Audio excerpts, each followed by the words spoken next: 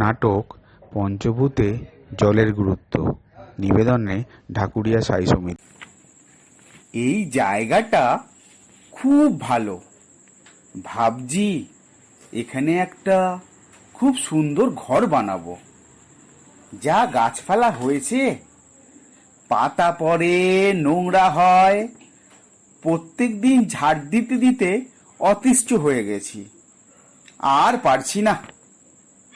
তার থেকে ভালো সুন্দর ঘরে শুয়ে বসে বিলাসিতা করব, আর আমার আভিজাত্যটাও লোকেদেরকে দেখানো যাবে।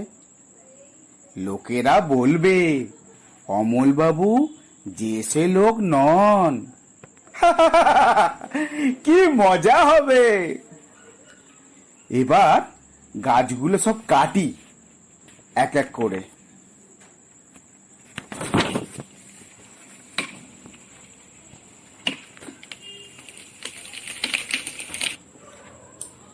আমায় কেটো না, আমায় কেটো না, আমি তোমায় ছায়া দেব, ফল দেব, ভরপুর অক্সিজেনও তুমি পাবে। না না, তোমাদের কোনো কথাই আমি শুনবো না। প্রত্যেক দিন পাতা ফেলে ফেলে তোমরা নোংরা করো। আজ সব কেটে সাফ করবই।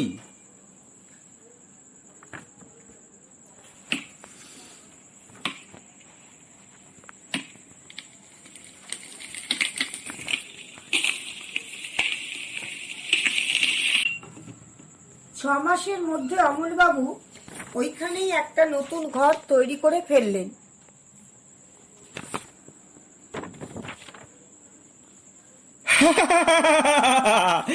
দারুণ সুন্দর হয়েছে ঘরটা। বন্ধুদের ডেকে এবার ভালো করে একটা পার্টি দেওয়া যাক। সবার তাক লেগে যাবে। পার্টির পরের দিন সকালে এত প্লাস্টিকের বোতল, খাবারের পাত্র আর কোথায় ফেলবো? দূর, জানলা দিয়ে বাইরে ফেলে দিই তো, কেউ দেখতে পাবে না।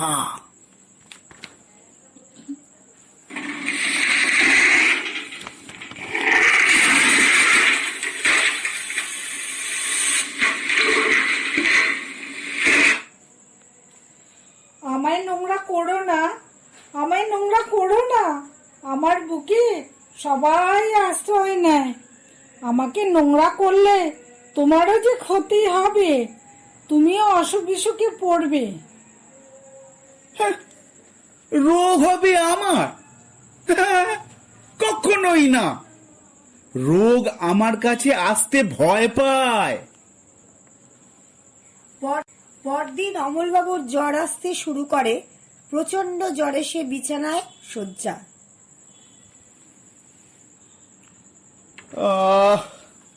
উফ, কি কষ্ট।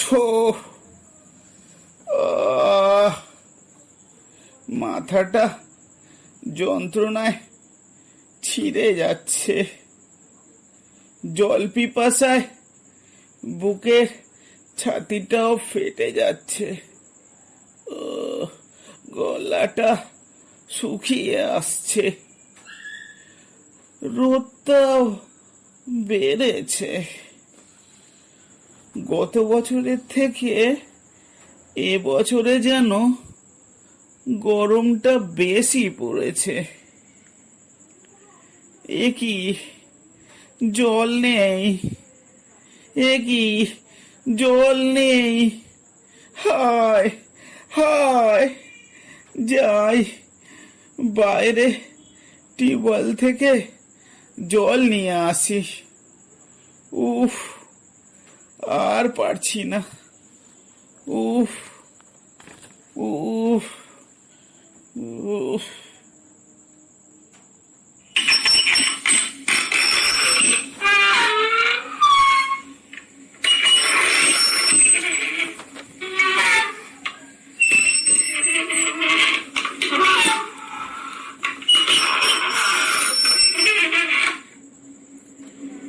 সে কি, জল উঠছে না যে, আবার চেষ্টা করি। উফ, উফ, উফ, উফ, উফ।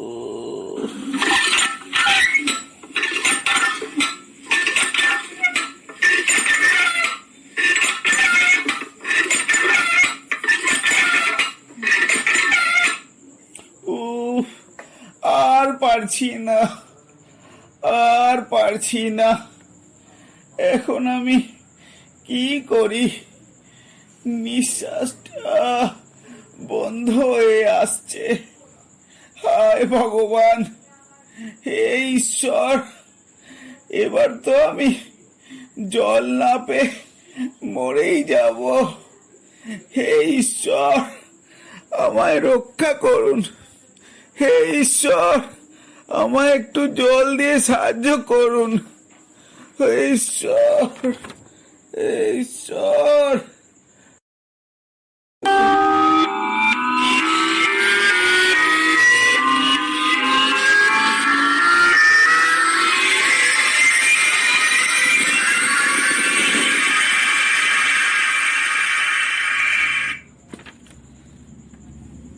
আমায় ডাকছো কেন? তোমার কি সমস্যা? আমায় একটু জল দিন, জল তেষ্টায় আমার প্রাণটা বেরিয়ে যাচ্ছে। উফ, উফ, উফ। তোমার এই পরিণতির কারণ মনে করে দেখো তো, তুমি কি ভুল করেছিলে? ভুল? ও, ও হ্যাঁ, হ্যাঁ, মনে পড়েছে। আমার বিলাসিতার জন্য বাড়ির সব গাছ আমি কেটে ফেলেছিলাম।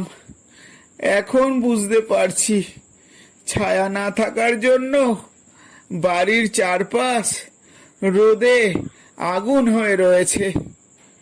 সেই জন্য কল থেকে জলও আর উঠছে না। উফ, সব জল শুকিয়ে গিয়েছে।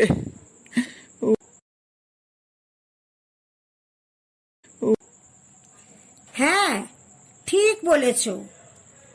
আরো মনে করে দেখো তুমি কি ভুল করেছিলে। তোমার বাড়ির চারপাশে নোংরা আবর্জনা ফেলে তুমি অপরিষ্কার করে রেখেছিলে, ফলে তুমি অসুস্থ হলে। এই প্রকৃতি হলো ঈশ্বরের সৃষ্টি।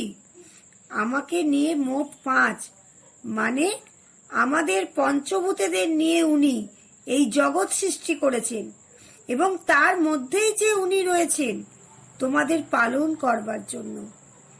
তাকে তুমি অপবিত্র করেছ, ফল তো তোমায় ভোগ করতেই হবে। হ্যাঁ, আমি ঘোর অন্যায় করেছি প্রভু।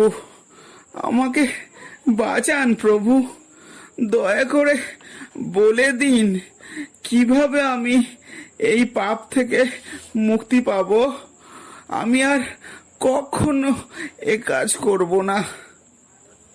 হ্যাঁ, মুক্তির পথ একটা বলে দিতে পারি অবশ্য, যদি তুমি করতে পারো। কি সেই পথ? আমি নিশ্চয়ই করব। বলুন, কৃপা করে বলুন। তোমার বাড়ির চারপাশে যেখানে যেখানে ফাঁকা আছে যত পারো গাছ লাগাও আর পরিষ্কার রাখো। দেখবে তোমার আর কোনো সমস্যা থাকবে না। প্রকৃতি তোমার কাছে ধরা দেবে ঈশ্বর রূপে। হ্যাঁ, হ্যাঁ, আমি করব প্রভু। আমাকে পারতেই হবে, আমাকে পারতেই হবে প্রভু। হ্যাঁ, হ্যাঁ।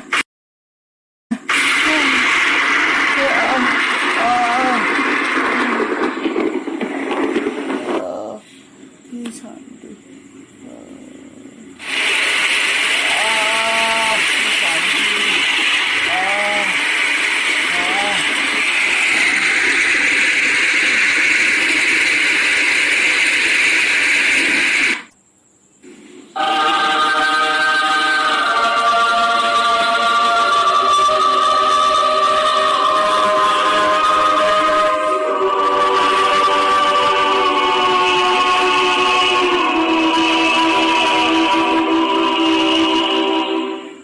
পঞ্চভূতে জলের গুরুত্ব।